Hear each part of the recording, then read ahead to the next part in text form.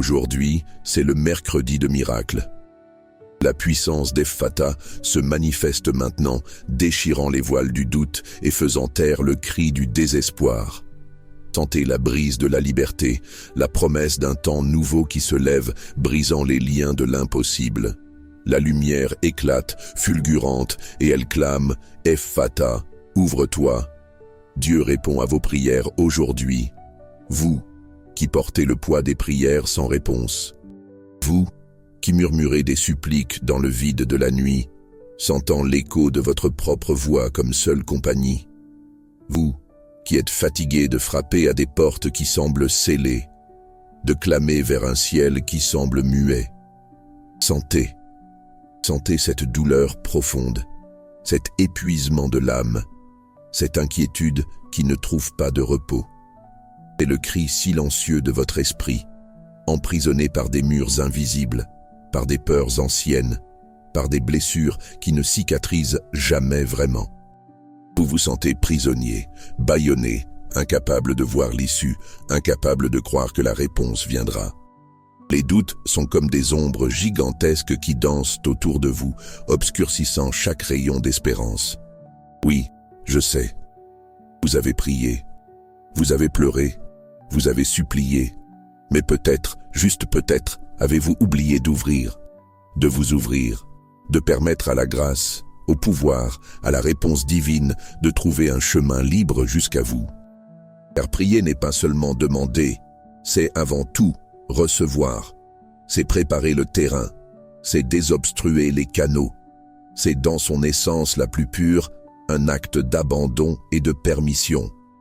Souvent, la réponse est déjà en route, mais elle rencontre des obstacles en notre propre intérieur. L'incrédulité, la rancœur, l'orgueil, l'entêtement à vouloir contrôler ce que seule la divinité peut résoudre. Epphata, ouvrez votre esprit. Éveillez la conscience à la vérité qui se cache derrière l'illusion de l'abandon. Epphata, ouvrez le cœur.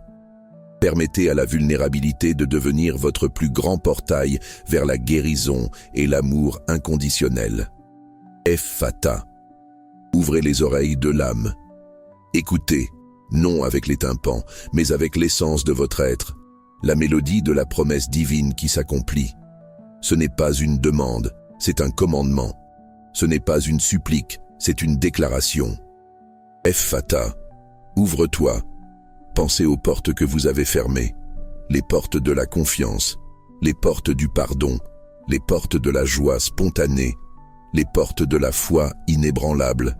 Elles sont là, fermées à double tour, gardant non seulement la douleur, mais aussi votre propre liberté. Et les chaînes? Ah, les chaînes, elles ne sont pas en fer forgé.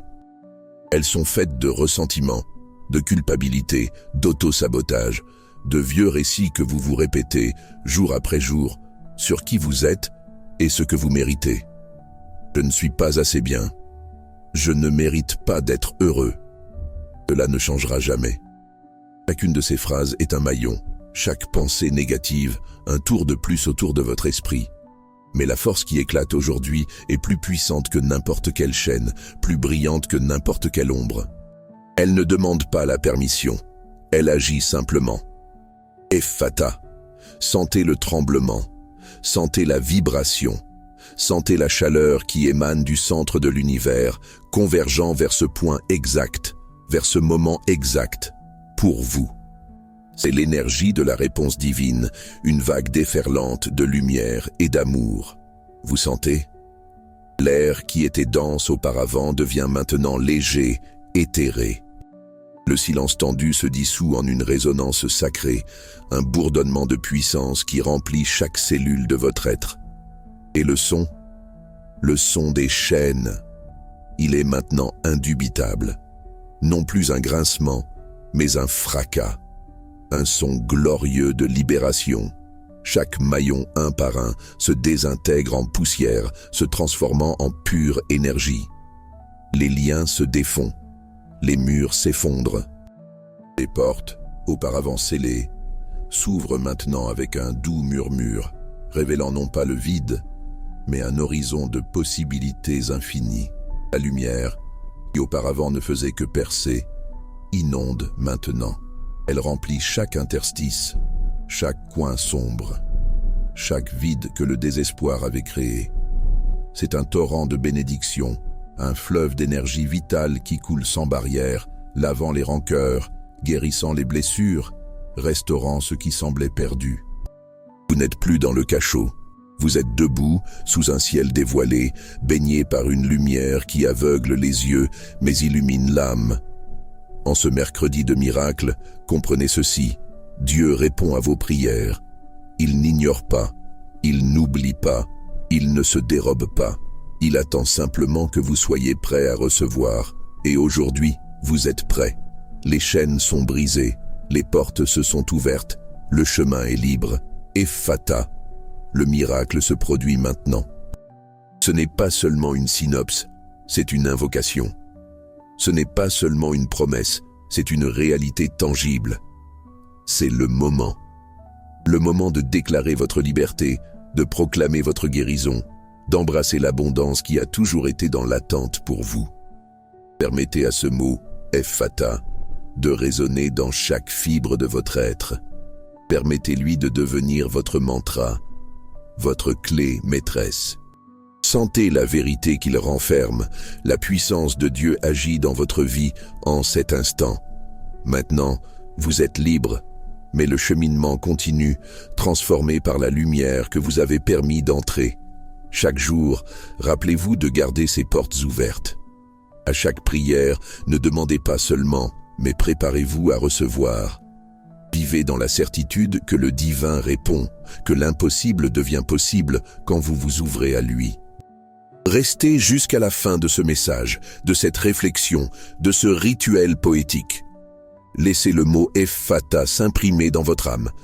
Respirez-le, sentez-le, et, si vous le pouvez, déclarez-le à voix haute. Ephphatha, je suis ouvert, je reçois. Laissez un commentaire ci-dessous. Un mot, un symbole, un « Amen » pour sceller ce moment de libération. Car Dieu répond à vos prières aujourd'hui. Et les portes, pour vous, sont finalement et pour toujours ouvertes. Ephphatha. Au cœur de chaque être humain réside une soif inépuisable de réponse, d'un soulagement à la douleur, d'un chemin vers la plénitude. Et c'est exactement cette soif qui nous pousse à chercher le divin, à clamer vers les cieux au milieu des tempêtes de la vie.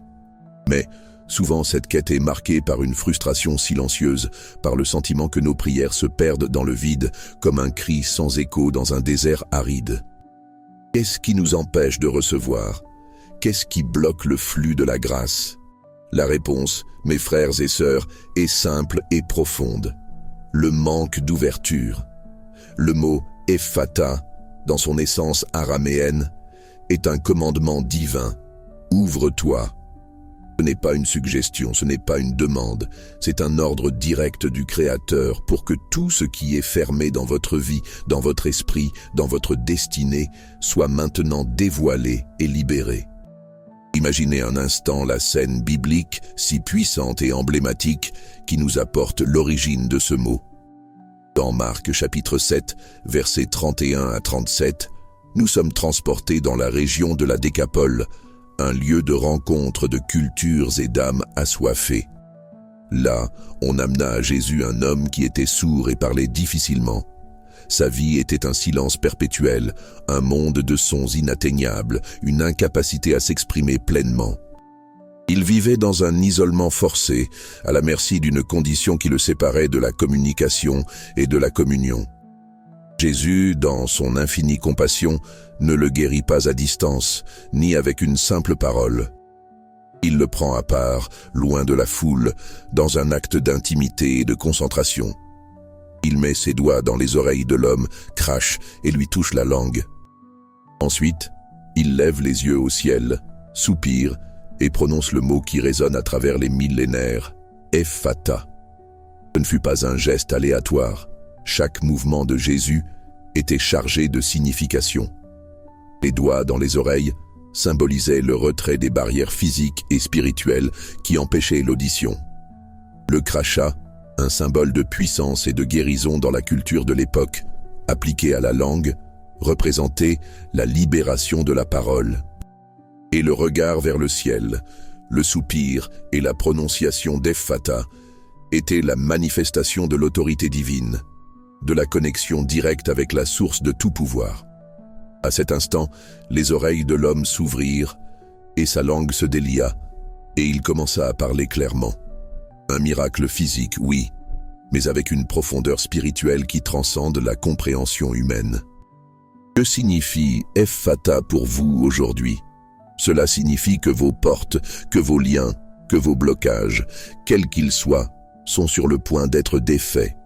Cela signifie que la surdité spirituelle qui vous empêche d'entendre la voix de Dieu, la mutité qui vous empêche de déclarer sa vérité et sa puissance, sont brisées en ce moment. Epphata est la clé pour dénouer les nœuds de l'âme, pour dévoiler les desseins divins dans votre vie, pour ouvrir les portes de votre propre liberté. Pensez à vos oreilles spirituelles. Combien de fois la voix de la peur, du doute, de la critique du passé a-t-elle été plus forte que la voix de la promesse de Dieu? Combien de fois êtes-vous devenu sourd au murmure du Saint-Esprit, aux signes divins, aux opportunités que Dieu place sur votre chemin? La surdité spirituelle nous empêche de discerner la volonté de Dieu, d'entendre sa direction, de percevoir ses bénédictions. Elle nous emprisonne dans un cycle d'incertitude et d'hésitation. Mais aujourd'hui, la parole Epphata vient briser cette barrière. C'est un décret qui ordonne « Ouvrez-vous, oreilles, écoutez la voix du Père, la mélodie de sa grâce, l'appel à votre destinée. Epphata, ouvrez-vous, votre entendement. » Dans Ésaïe, chapitre 42, verset 7, nous lisons à propos du serviteur du Seigneur qui ouvrira les yeux des aveugles et tirera les prisonniers du cachot et ceux qui gisent dans les ténèbres de la prison. Ce passage ne parle pas seulement de cécité physique, mais de la cécité spirituelle, de l'incapacité à voir la vérité, à comprendre les plans de Dieu. Combien de fois nous sentons-nous prisonniers dans un cachot d'incompréhension, de manque de clarté, d'obscurité mentale?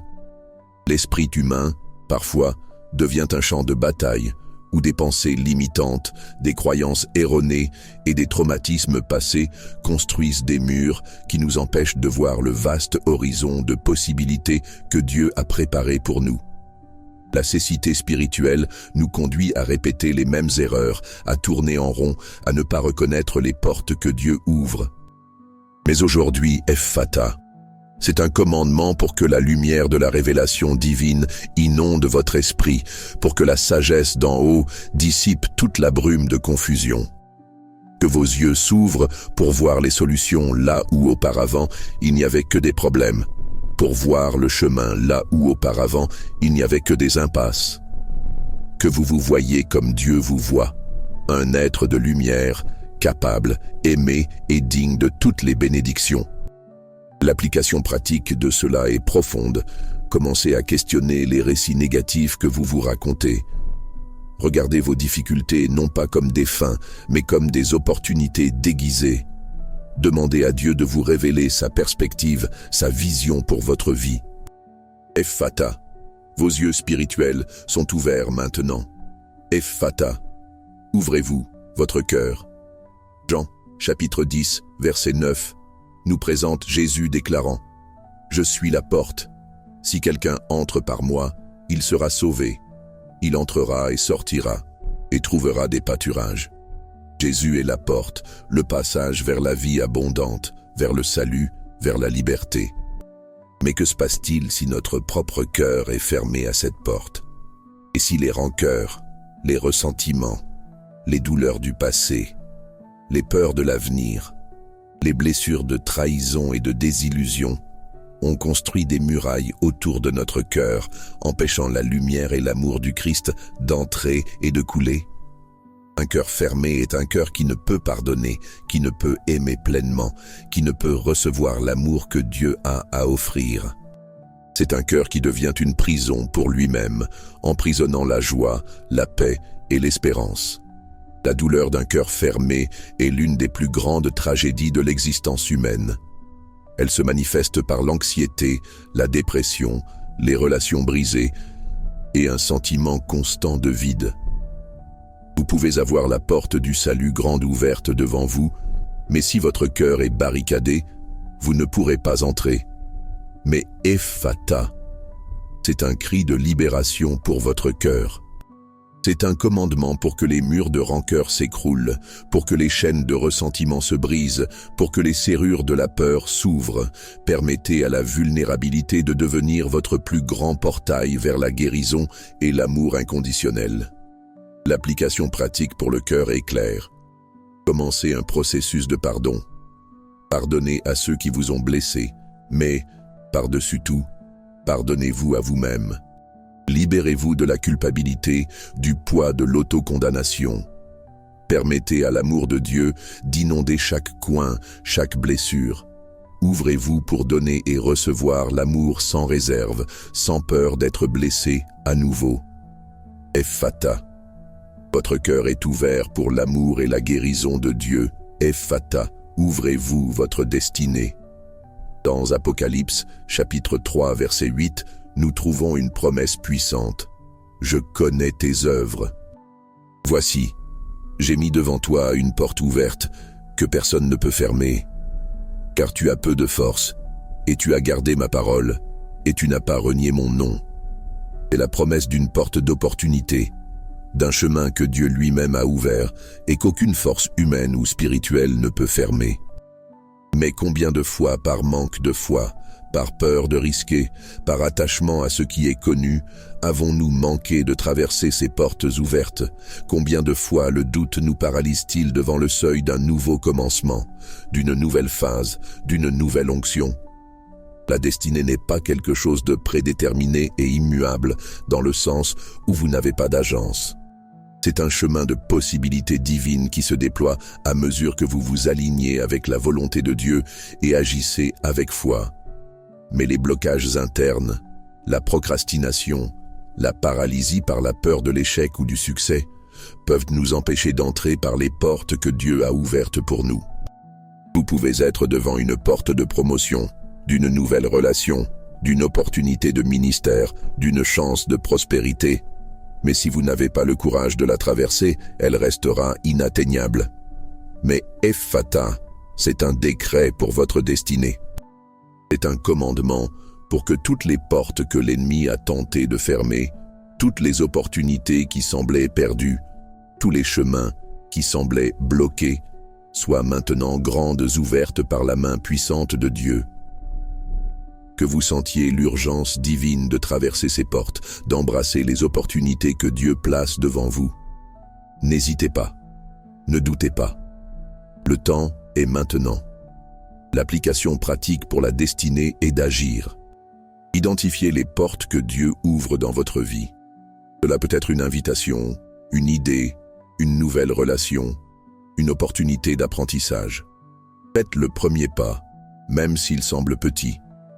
La foi n'est pas l'absence de peur, mais l'action, malgré la peur. Ayez confiance qu'en traversant la porte, Dieu vous rendra capable pour ce qui est de l'autre côté. Ephphatha, vos portes de destinée sont ouvertes. Ephphatha, ouvrez-vous votre voie prophétique. Dans Matthieu chapitre 17, verset 20, Jésus nous enseigne. Si vous aviez de la foi comme un grain de sénévé, vous diriez à cette montagne, « Déplace-toi d'ici à là, et elle se déplacera, et rien ne vous sera impossible. » La foi n'est pas seulement pour croire, mais pour déclarer, pour mouvoir. Mais que se passe-t-il quand notre voix est bâillonnée? Quand la peur du jugement, du rejet, de l'inadéquation, nous empêche de déclarer la vérité de Dieu, de prophétiser sur notre propre vie, de libérer la puissance de la parole dans notre bouche. Une voix bâillonnée est une voix qui ne peut clamer pour la justice, qui ne peut intercéder, qui ne peut louer, qui ne peut prophétiser. C'est une voix qui ne peut mouvoir des montagnes. Beaucoup d'entre nous portons un esprit de mutité spirituelle, non pas parce que nous n'avons rien à dire, mais parce que nous avons été réduits au silence par des expériences passées, par des critiques, par des échecs. Peut-être quelqu'un vous a dit que vous n'étiez pas assez bien, que vos mots n'avaient pas de valeur, que votre voix n'importait pas. Et ainsi, vous vous êtes tu, et avec le silence est venue l'impuissance.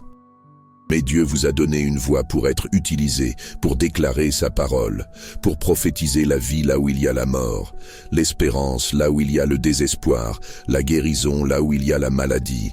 Mais Ephphatha, c'est un commandement pour votre voix. C'est un décret pour que tout ce qui vous a réduit au silence soit maintenant défait. Que votre langue se délie, non pour la murmuration ou la plainte, mais pour la proclamation de la vérité de Dieu. Que vous déclariez avec autorité sur votre vie, sur votre famille, sur vos finances, sur votre santé. Que vous prophétisiez des miracles et brisiez les chaînes de l'ennemi avec la puissance de votre parole, ointe par le Saint-Esprit. L'application pratique pour la voix est de commencer à déclarer. Commencez à parler des mots de vie sur vous-même et sur votre situation. Au lieu de dire « je n'y arrive pas », dites « je peux tout en Christ qui me fortifie ».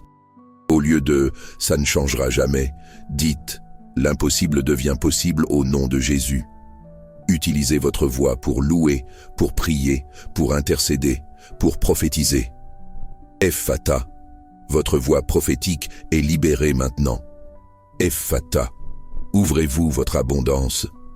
Dans Jérémie, chapitre 29, verset 11, le Seigneur déclare « Car je connais les projets que j'ai formés pour vous, dit l'Éternel, projets de paix et non de malheur, afin de vous donner un avenir et de l'espérance. » Dieu a des projets de prospérité pour vous, des projets de bien-être, de plénitude. Mais la mentalité de pénurie, la peur de ne pas avoir assez, la croyance que la pauvreté est une vertu ou que la prospérité est pécheresse, peuvent fermer les portes de l'abondance dans votre vie. La pénurie n'est pas seulement matérielle, c'est une mentalité qui limite le flux de toutes les bénédictions de Dieu. Beaucoup d'entre nous ont été conditionnés à croire que nous ne méritons pas l'abondance, qu'elle est pour les autres, pas pour nous, ou que la prospérité est quelque chose à éviter. Mais Dieu est un Dieu d'abondance, et il désire que vous prospériez dans tous les domaines de votre vie, afin que vous puissiez être une bénédiction pour les autres. Lorsque les portes de l'abondance sont fermées, vous vous sentez prisonnier dans un cycle de manque, de dettes, d'opportunités perdues. Mais Ephphatha, c'est un commandement pour votre abondance. C'est un décret pour que les portes de la prospérité s'ouvrent dans votre vie, non seulement financière, mais dans toutes les dimensions. Santé, relations, paix intérieure, temps. Que vous vous libériez de la mentalité de pénurie et embrassiez la mentalité d'abondance, sachant que Dieu est le pourvoyeur de toutes vos nécessités et désirs. Que vous soyez un canal de bénédiction, recevant pour donner, étant béni pour bénir. L'application pratique pour l'abondance est de changer votre mentalité concernant l'argent et les ressources. Commencez à semer, à donner, à être généreux. Gérez vos ressources avec sagesse. Croyez que Dieu est votre pourvoyeur et qu'il prend plaisir à vous bénir. Déclarez la prospérité sur votre vie. Ephphatha, vos portes d'abondance sont ouvertes. Ephphatha, ouvrez-vous votre joie. Dans Psaume chapitre 126 verset 1, nous lisons « Quand l'Éternel ramena les captifs de Sion, nous étions comme ceux qui rêvent. » Ce passage parle d'un retour à la joie, à la restauration, à la libération d'une captivité. Mais la tristesse, la dépression, l'amertume, le poids des déceptions peuvent nous maintenir captifs, nous volant notre joie et notre capacité de rêver. La joie n'est pas seulement une émotion, c'est une force spirituelle, la force du Seigneur. Mais quand nous sommes pris dans un cycle de négativité, de lamentation, d'apitoiement sur soi, la joie devient un mirage lointain. Beaucoup d'entre nous portons de lourds fardeaux émotionnels qui nous empêchent d'expérimenter la plénitude de la joie que Dieu nous offre. La vie nous impose des défis, des pertes, des douleurs. Et il est facile de permettre à ces expériences de nous voler la capacité de sourire, de célébrer, de trouver du contentement dans les petites choses. La tristesse peut devenir une habitude, une manière d'être, qui nous empêche d'avancer et de profiter de la vie. Mais Ephphatha, c'est un commandement pour votre joie. C'est un décret pour que les chaînes de la tristesse soient brisées, pour que le voile de la mélancolie soit retiré, pour que la lumière de la joie divine inonde votre être. Que vous vous libériez de toute captivité émotionnelle, de toute amertume, de toute déception, et que votre bouche s'emplisse de rire et votre langue de chants de joie comme ceux qui rêvent. L'application pratique pour la joie est de choisir la joie. Même au milieu des difficultés, trouvez des raisons de remercier. Célébrez les petites victoires. Entourez-vous de personnes qui vous édifient. Cherchez la présence de Dieu, car en sa présence, il y a plénitude de joie. Permettez-vous de rêver à nouveau, de rêver les rêves de Dieu pour votre vie. Ephphatha, vos portes de joie sont ouvertes. Bien-aimé, le mot Ephphatha n'est pas seulement un mot, c'est un portail. C'est la manifestation de la puissance de Dieu qui agit pour délier, pour désobstruer, pour libérer. Il nous rappelle que Dieu n'est pas un Dieu de portes fermées, mais de portes ouvertes. Il n'est pas un Dieu de silence, mais de réponse. Il n'est pas un Dieu de limitation, mais de possibilités infinies. En ce mercredi de miracle, sentez l'onction qui coule sur vous. Sentez le tremblement de la terre sous vos pieds, non de peur, mais de puissance. Les liens invisibles qui vous retenaient se désintègrent. Les murs de l'incrédulité tombent. Les cadenas du désespoir se brisent. Vous êtes libérés. Vous êtes guéris. Vous êtes restaurés. Ne vous attachez plus à ce qui a été, à ce qui n'a pas marché, à ce qui vous a blessé. Le passé est sous le sang du Christ. L'avenir est entre les mains de Dieu. Et le présent, cet instant précis, est votre portail vers la liberté. Permettez au mot Ephphatha de se graver dans votre esprit, dans votre entendement, dans votre cœur. Répétez-le, décrétez-le, vivez-le. Vous avez un but, vous avez un appel, vous avez une destinée glorieuse. Et rien, absolument rien, ne peut empêcher les promesses de Dieu de s'accomplir dans votre vie, une fois que vous vous ouvrez à elles. Le miracle n'est pas seulement quelque chose qui vous arrive, c'est quelque chose qui se produit à travers vous. Lorsque vous permettez à la lumière de Dieu de briller dans votre vie et à travers vous pour le monde. La voix de Dieu clame sur votre vie en ce moment. Ephphatha, ouvre-toi. Ouvrez-vous à la guérison, à la prospérité, à la paix, à la joie, à la sagesse, à l'amour. Ouvrez-vous au nouveau. Ouvrez-vous à l'extraordinaire. Si vous croyez, si vous sentez la puissance de ce mot, si vous êtes prêt à recevoir votre miracle, alors déclarez de toute la force de votre être, Ephphatha, je suis ouvert, je reçois. Laissez cette déclaration être le sceau de votre libération, le témoignage de votre foi.